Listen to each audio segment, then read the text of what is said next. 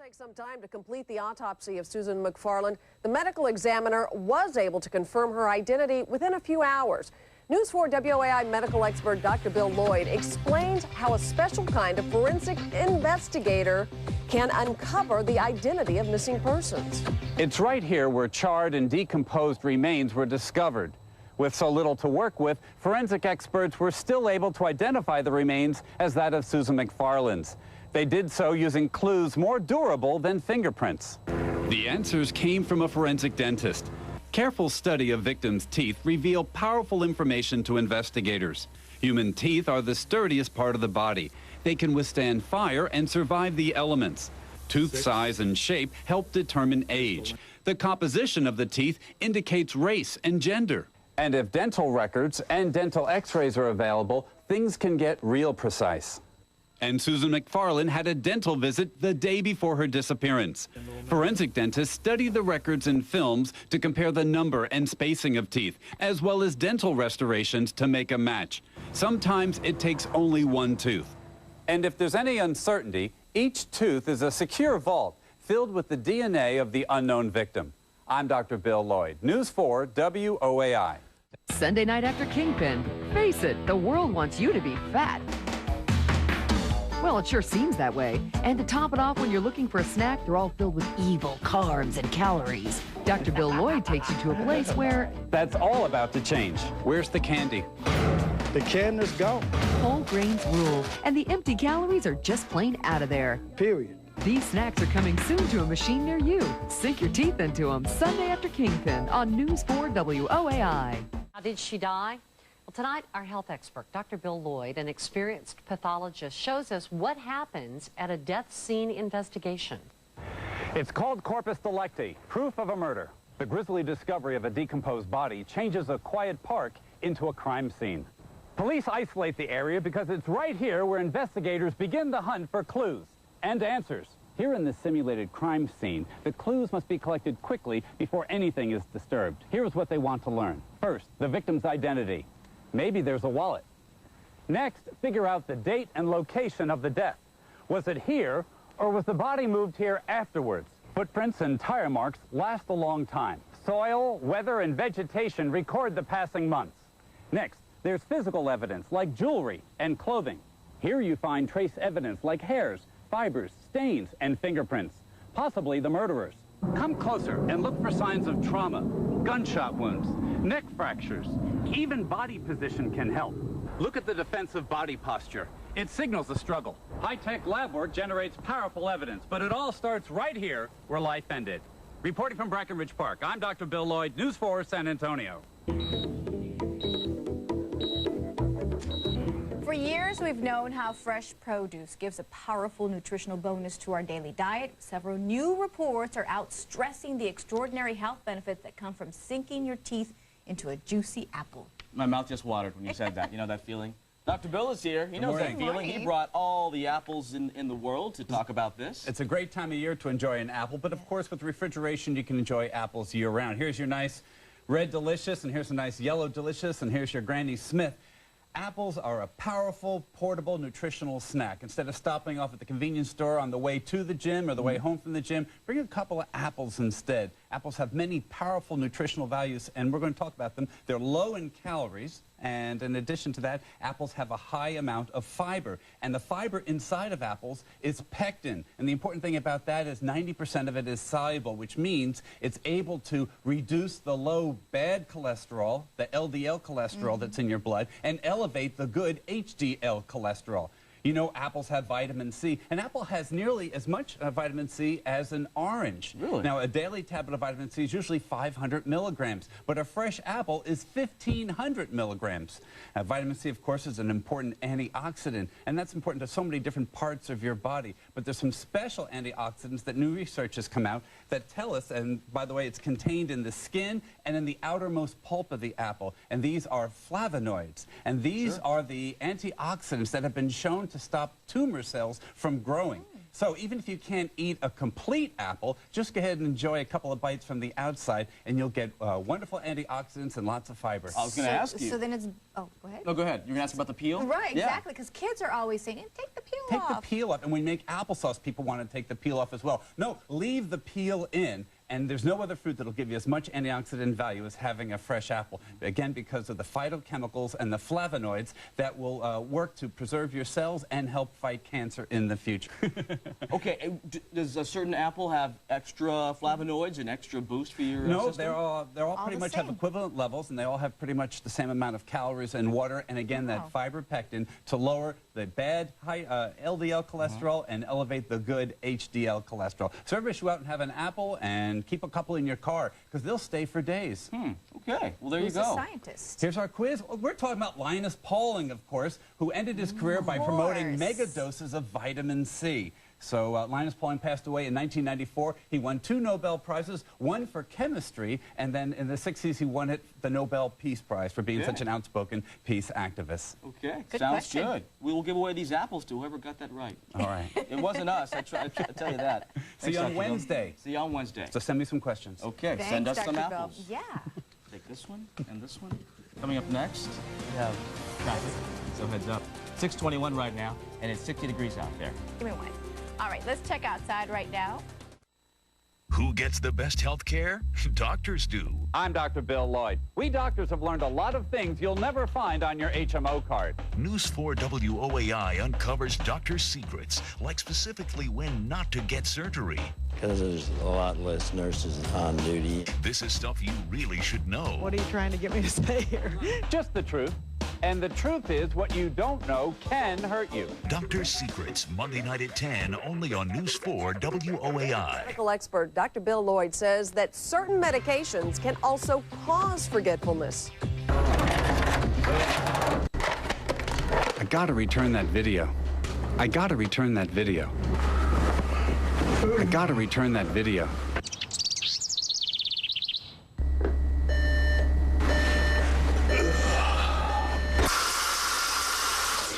Here's a warning for anyone who takes sleeping pills.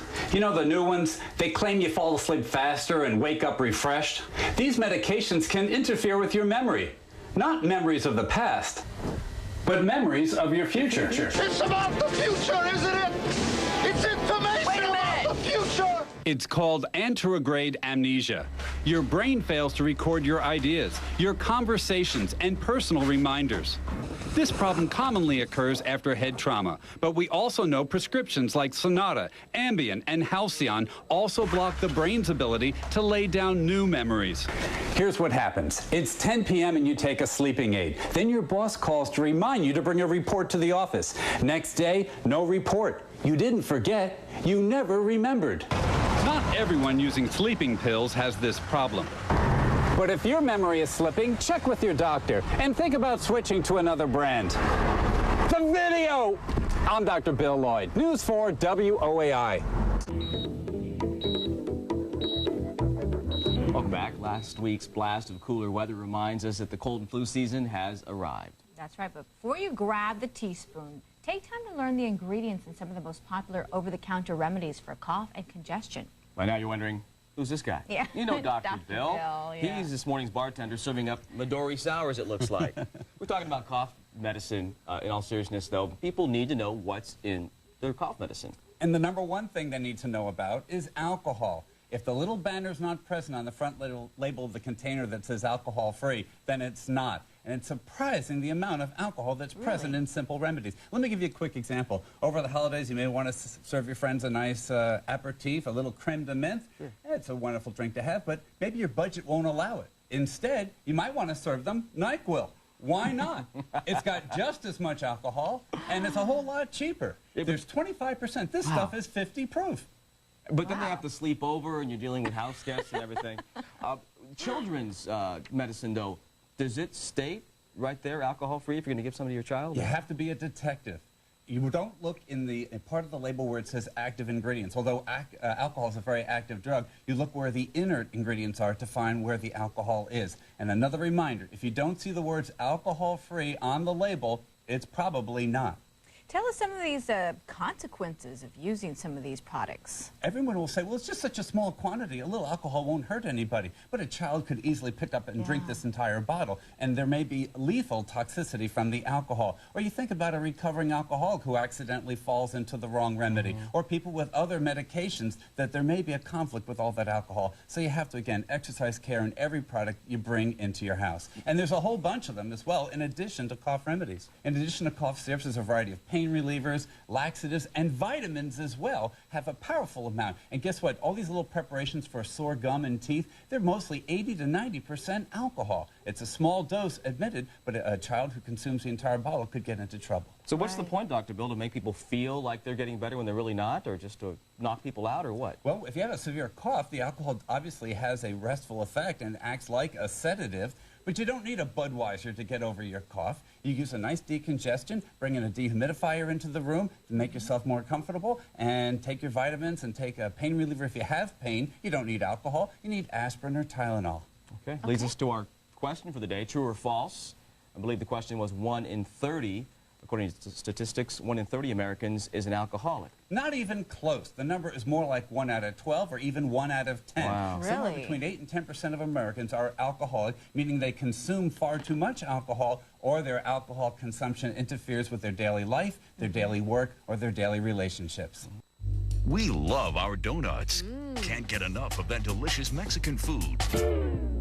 We worked hard to earn the Fat City USA title. So can a stick-on patch slim us down? I think that's a bit ridiculous. If it works, I think it's fantastic. I think it's not normal. This company says slap it on and watch the pounds peel away. Is it a medical breakthrough or a big fat lie? News 4 WOAI gets the skinny on the fat patch. Check it out Monday night at 10. Do you fight that never-ending battle of the bulge? And believe it or not, do you think this little patch could help you win it? Well, we asked News 4 WOAI's medical expert, Dr. Bill Lloyd, to find out if there's really any good science behind these pound-a-patch systems. Consider it evolution. As one diet dinosaur becomes extinct, another emerges. The latest contender, a weight loss patch. My research shows the formula just doesn't stick. It's called Pound-a-Patch. Wear it continuously for 3 days. Special nutrients in the patch supposedly enter the bloodstream and boost metabolism. That burns more calories quicker. Every time you replace the patch, you're supposed to peel away the pounds. The patch is coated with seaweed extract. The active ingredient, iodine. The makers of the patch are correct when they say iodine's important to the metabolism. But the American diet is loaded with iodine, and too much iodine can be toxic. Just trying to lose a few pounds every once in a while. Wait, it gets even goofier. To make the patch work harder, customers need to mix this powder with water as a meal replacement.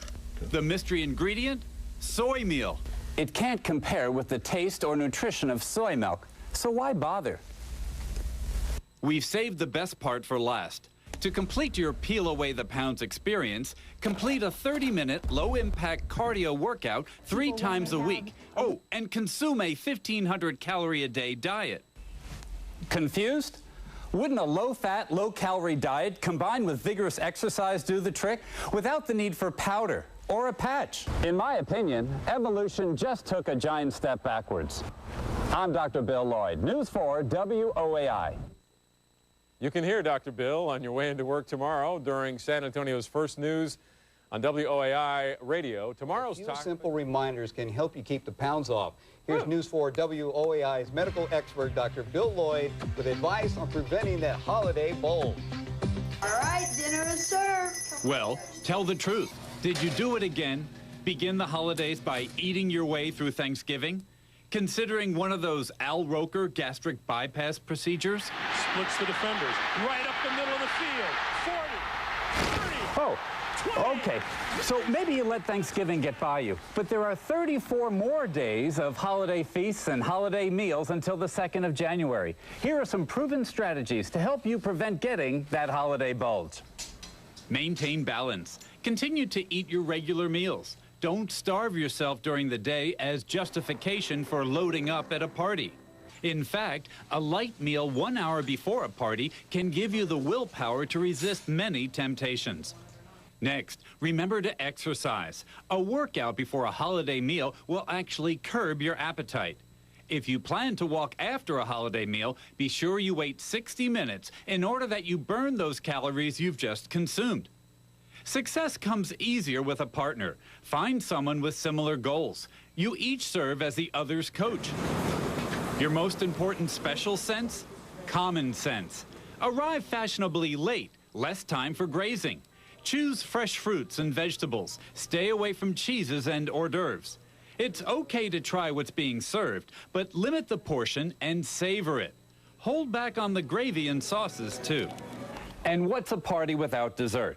A high-protein entree will dim the sweet tooth. Carbonated beverages will do just the opposite. And be sure your partner's nearby when you choose that one dessert. During the holidays, more than any other time of the year, make smart choices to control your eating before your eating controls you. I'm Dr. Bill Lloyd, News 4 WOAI. Roy, I think I was grazing today. Safety experts tell us there are valuable lessons we can share with our children and grandchildren to keep them safe when they ride the school bus. Dr. Bill's here from the UT Health Science Center, as always. Good morning, Dr. Good morning. Bill. You got some valuable facts for us, and the first question is, buses, are they safer than riding in just your average car? Buses are very safe. 24 million students in America ride the bus. It's important for parents and grandparents to know that the most dangerous time of day for their students is the time spent going to school and coming home from school, because that's when they're at greatest risk for accidental injuries or death. And how can parents protect their kids? Obviously, teach them the do's and don'ts of being aware and watching out while they go to the school bus. But once they're on, what do you tell the kids? First, you tell the kids that riding the school bus is safe. Did you know there's a 1% risk of injury in a school bus compared to riding in an automobile? School buses are very safe. But every year, about 30 children die from accidental deaths related to the school bus. But what's important to know there, Tony, and this is where teaching the children comes in, those deaths do not occur inside the bus. In fact, those injuries occur in what we call the danger zone. The danger zone is a region that extends 10 feet out from the bus. This is where children get hurt when they get inside the danger zone. And that's because the driver can't see directly in front of the bus, which is one important area, or at the rear wheel wells to the back side of the bus. So it's important, as you mentioned, that parents inform their children about the danger zone and the risk of injury. Most children who die in school bus accidents die outside the bus. Most are between the ages of 5 and 7, and most of the time it happens on the way home from school. Because they're excited to get home, they want to go tell mom about their day, and these little kids run out from the bus, they may drop something and head back to the bus to pick it up. So you have to teach the children, leave the danger zone immediately. If you're going to cross the street, have an escort. And if you do cross, make sure you're 10, 15, or 20 feet in front of the bus before you try to cross. If you ever drop anything, just leave it and wait on the sidewalk until the bus leaves, and then go back and retrieve the lost item. What about seat belts on buses? How come there aren't seat belts on buses? It's unfortunate that most of the tragic deaths involved in school bus accidents involving passengers are of the kind of the phenomenal energies that seat belts wouldn't make a difference. 18-wheelers heating a bus,